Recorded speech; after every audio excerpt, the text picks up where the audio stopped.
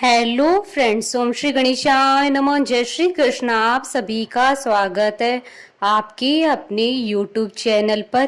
Friends, आज हम आपको इस वीडियो में बताने जा रहे हैं वैशाख मास में सुनी जाने वाली कहानी के बारे में, जिसको सुनने मात्र से ही आपको पुत्र पौत्र आदि सुख धन वैभव और श्री लक्ष्मी नारायण जी की कृपा प्राप्त होगी। फ्रेंड्स, वीडियो शुरू करने से पहले आपसे रिक्वेस्ट है, अगर आप हमारे चैनल पर नए हैं और आपने अभी तक चैनल को सब्सक्राइब नहीं किया है तो प्लीज सब्सक्राइब कीजिएगा चैनल को, साथ ही प्रेस कीजिएगा बेल आइकन को, जिससे नए वीडियो से रिलेटेड नोटिफिकेशन आपको तुरंत प्राप्त हो सके। और वीडियो पसंद आने पर वीडियो को लाइक और शेयर जरूर कीजिएगा, ताकि सभी भक्तों को इस वीडियो का लाभ प्राप्त हो सके। और कमेंट बॉक्स में जय श्री कृष्ण जरूर लिखिएगा।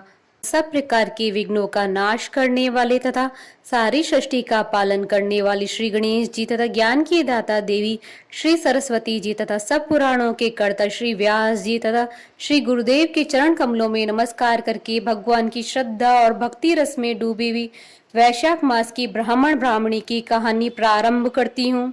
एक ब्राह्मण और ब्राह्मणी थे। वो 7 कोस दूर गंगा जमुना स्नान करने जाते थे। रोज इतनी दूर आने जाने से ब्राह्मणी थक जाती थी। एक दिन ब्राह्मणी कहती है कि कोई बेटा होता तो बहू आ जाती, घर वापस आने पर खाना बना हुआ तो मिलता, कपड़े धुले हुए मिलते। ब्राह्मण कहता है कि तूने भली बात चलाई, चल मैं तेरे लिए बहू ही ला देता हूँ। ब्राह्मण फिर बोला कि एक पोटली में थोड़ा सा आटा बांध दे, उसमें थोड़ी सी मोहर अशरफी डाल दे। उसने पोटली बांध दिया और ब्राह्मण पोटली लेकर चल दिया। चलते चलते कुछ ही दूर एक गांव में जमुना जी के किनारे बहुत सारी सुंदर लड़कियां अपने घर बनाकर खेल रही थी। उनमें से एक लड़की बोलती है कि मैं तो अपना घर नहीं बिगाड़ूंगी, मुझे तो रहने के लिए यही घर चाहिए।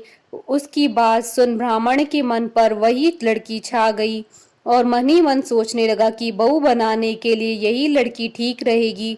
जब वह लड़की जाने लगी तो ब्राह्मण भी उसके पीछे चला, और जब वह लड़की अपने घर पहुंचती है तब बूढ़ा ब्राह्मण बोला, बेटी वैशाख का महीना है, मैं किसी के यहाँ खाना नहीं खाता। तुम अपनी माँ से पूछो कि मेरा आटा छान कर 4 रोटी बना देगी क्या? यदि वह मेरा आटा छान कर रोटी बनाएगी तभी मैं खाऊंगा। लड़की अपनी माँ को सारी बात बताती है। माँ कहती है कि बेटी बाबा से कह दे कि रोटी में से 4 रोटी वह भी खा लेंगे। लेकिन लड़की कहती है कि नहीं माँ, बाबा ने कहा है कि मेरा आटा छान कर बनाओगी तभी वह खाएंगे। तब उसकी माँ कहती है ठीक है, जा बाबा से कह दे कि अपना आटा दे दे। उसने आटा छाना तो उसमें से मोहर अशरफी निकली। वह सोचती है कि जिसके आटे में इतनी मोहर अशरफी है उसके घर न जाने कितनी होंगी।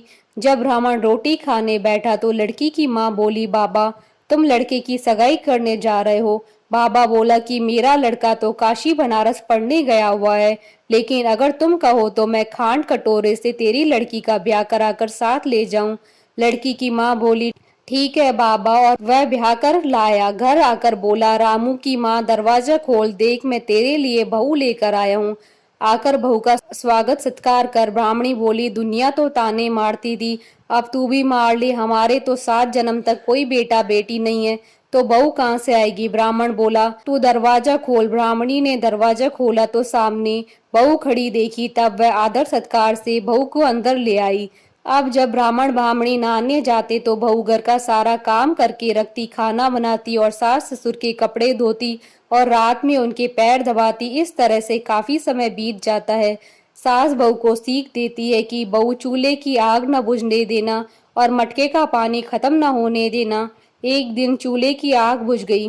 बहू भागी भागी पड़ोसन के घर गई और बोली, मुझे थोड़ी सी आग दे दो, मेरे चूल्हे की आग बुझ गई है। मेरे सास ससुर सुबह 4 बजे से बाहर गए हैं और वे थके हारे वापस आएंगे, मुझे उनके लिए खाना बनाना है। पड़ोसन कहती है, अरे तू तो बावली है, तुझे तो ये दोनों मिलकर पागल बना रहे हैं, इनका ना कोई बेटा है और ना ही कोई बेटी है। बहू बोली, ना ना आप ऐसा मत बोलो, क्योंकि इनका बेटा काशी बनारस पढ़ने गया है। पड़ोसन फिर बोली, अरे तुझे ये झूठ बोलकर लाए हैं, इनका कोई बेटा नहीं है। अब बहू पड़ोसन की बातों में आ गई और कहने लगी कि अब आप ही बताओ मैं क्या करूं। पड़ोसन कहने लगी कि करना क्या है, जब सास ससुर आए तब जली फूकी रोटी बना देना, अलूनी पलूनी दाल बना देना, खीर की कड़छी दाल में और दाल की कड़छी खीर में डाल देना। बहू पड़ोसन की सारी सीख लेकर अपने घर आ गई और जैसा पड़ोसन ने बताया वैसा ही उसने किया। जब सास ससुर घर आए तब भूखों का कोई आदर सत्कार बहू ने नहीं किया और ना ही उनके कपड़े धोए। जब सास ससुर को खाना दिया तो सास बोली, बहू ये जली फूकी रोटी क्यों है और दाल भी अलोनी है। बहू पलटकर जवाब देती है कि आज यही खाओ सासू जी, अगर एक दिन ऐसा खाना खा भी लिया तो तुम्हारा कुछ नहीं बिगड़ जाएगा, मुझे तो जीवन भर ही अनूठी रहना है। बहू की बातें सुनकर सास बोले कि आज तो बहू ने अच्छी सीख नहीं सीखी है। अब बहू फिर से पड़ोसन के घर भागती है और कहती है कि अब आगे बताओ कि मुझे क्या करना है।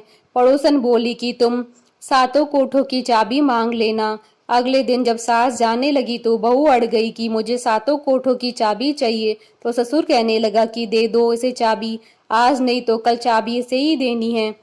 हम आज हैं कल नहीं है, इसलिए चाबी दे दो। सास ससुर के जाने के बाद बहू ने कोठे खोलकर देखे तो किसी में अन्न भरा है, किसी में धन भरा है, किसी में बर्तन भरे हैं, सभी में अटूट भंडार भरे पड़े हैं। जब बहू ने सातवां कोठा खोला तो उसमें महादेव जी, पार्वती जी, गणेश जी, लक्ष्मी जी, पीपल पतवारी, वैशाख के ठाकुर, राई दामोदर, तुलसा जी का बिड़वा, गंगा जमुना बह रही थी। 36 करोड़ देवी देवता भी विराजमान है और वहीं एक लड़का चंदन की चौकी पर बैठा माला जप कर रहा है। सब देख बहू लड़के से कहती है, तू कौन है? लड़का कहता है कि मैं तेरा पति हूँ, दरवाजा बंद कर दे, जब मेरे माँ बाप आएंगे तब खोलना, सारा नजारा देख।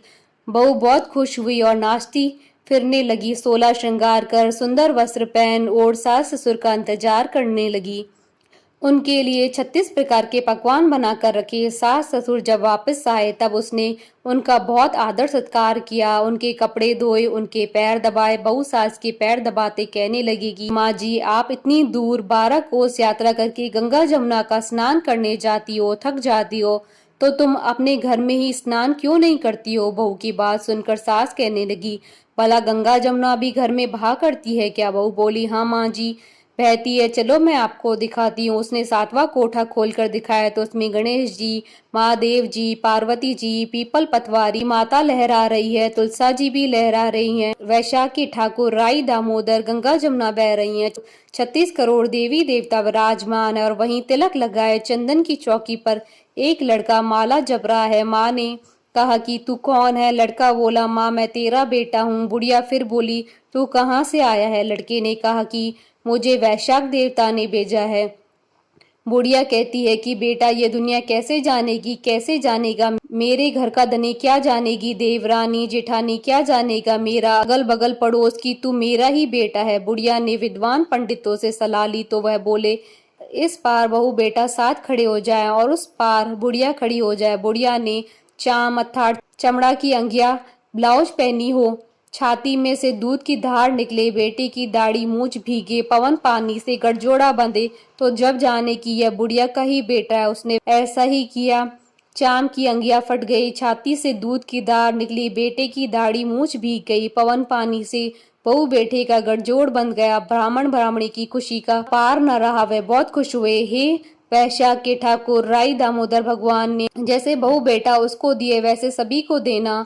कथा अधूरी हो तो पूरी करना और पूरी हो तो मान रखना। बोले भगवान विष्णु की जय, सनातन धर्म की जय। हमारे साथ इस वीडियो में अंत तक बने रहने के लिए आपका धन्यवाद। ओम श्री गणेशाय नमः। जय श्री कृष्ण।